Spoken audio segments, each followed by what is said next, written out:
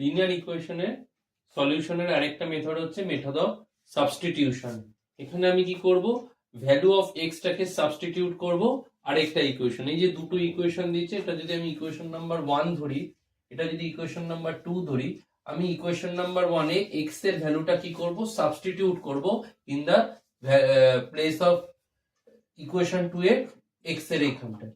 তো এখানে x equal to আমি কি লিখতে পারি, 19 মাইনাস 2y। ফার্স্ট ইকুয়েশন হচ্ছে x plus 2y equal to 19, আর সেকেন্ড ইকুয়েশনটা হচ্ছে x plus 3y equal to 24। তো আমি এখানে x এর ভ্যালুটা পেলাম কি, x equal to 19 minus 2y। এখানে এবার এই x এর যে ভ্যালুটা আমি পাচ্ছি, x equal to 19 minus 2y, এখানে আমি কি করব, এই x এর ভ্যালুটা ইকুয়েশন নাম্বার 2 তে পুট করব। 19 minus 2y plus 3y is equal to 24। 19 minus 2y plus 3y হয়ে যাচ্ছে plus y is equal to 24।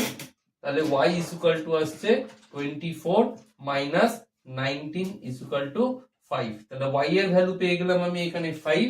তাহলে এই এবার y এর ভ্যালুটা যেটা আমি 5 পেয়েছি, সেই y এর ভ্যালুটা কি করছি, আমি এইখানে পুট করছি। তাহলে আমি value of x equal to কি আছে, 19 মাইনাস 2 ইন্টু y, y এর ভ্যালু কত, 5।